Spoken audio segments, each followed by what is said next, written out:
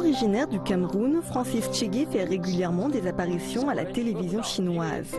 Il endosse le rôle de présentateur, récite des dialogues comiques chinois, chante de l'opéra de Beijing, le tout avec brio. Quand il avait 5 ans, son père l'emmenait souvent regarder des films de Bruce Lee. C'est ainsi que dès l'enfance a été plantée en lui la graine du rêve chinois. Après avoir obtenu un doctorat en mathématiques, il a eu vent de la possibilité de recevoir une bourse pour partir étudier en Chine. L'offre était lancée pour les étudiants en master et en doctorat. Et donc, pour moi, ça a été comme une révélation. Je me suis dit, ah, tiens, c'est l'occasion.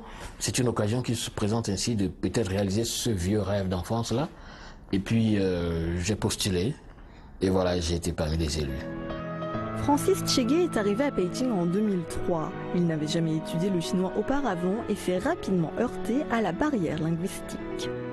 Un jour, je regardais la télé comme ça et puis j'ai vu le Canadien Ta Shan qui faisait un dialogue comique, justement, un numéro de dialogue comique chinois avec un vieux chinois.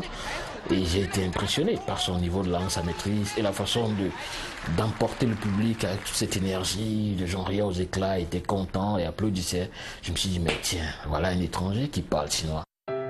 Francis Tchégué est allé trouver le professeur de Ta Shan, M. Ting Quan-Chuen, artiste et maître de dialogue comique chinois, et l'a prié de le prendre comme disciple. Cependant, en raison de son niveau de chinois, Ting Quan-Chuen a refusé plusieurs fois d'accéder à sa requête. Après maintes tentatives, il a passé des coups de téléphone au professeur Ting pour lui signifier sa détermination à apprendre. Un jour, le professeur Ting a accepté de lui donner une chance.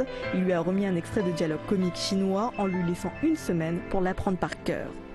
Quand je me suis aperçu à quel point c'était difficile, même les Chinois natifs autour de moi me disaient « Oh, c'est impossible ce truc ». Mais au bout d'une semaine, je suis venu le voir pour dire « Je suis prêt ». Ah ça, il n'a pas cru. Et quand je le lui ai restitué d'un bout à l'autre, avec presque le niveau professionnel requis, il a été impressionné et abasourdi. En étudiant auprès de Ting Quan-Chuen, Francis Tchégué a considérablement amélioré sa compréhension de la culture et des traditions du pays. Il a même appris à maîtriser divers types d'opéras chinois de provinces différentes, sans oublier le clou de l'opéra du Sichuan, le changement de masque. Aujourd'hui, Francis Tchégué participe de près ou de loin à toutes les activités sino-africaines en Chine. Il a également été sollicité de nombreuses fois par Han Pan pour faire la promotion de la langue chinoise à l'étranger. Mon rôle donc, c'est pendant les différentes conférences et les spectacles, d'encourager les locaux qui étudient le chinois dans ces instituts Confucius, mais qui n'ont peut-être pas encore eu la chance de se rendre en Chine, de leur montrer que cela est faisable par un étranger. Parce qu'il est visible que je ne suis pas chinois. Mais quand ils voient mon aisance dans la langue chinoise, c'est comme un point de motivation pour eux également. Pendant qu'il étudiait en Chine, Francis Tchégué a rencontré son épouse Tania, originaire de Russie. Aujourd'hui, ils ont 3 enfants. Dans le futur, Francis Tchégué souhaite continuer à promouvoir le rapprochement entre la Chine et l'Afrique. L'Afrique et la Chine sont en train d'avoir des liens de plus en plus serrés, n'est-ce pas, des liens de coopération sur tous les plans.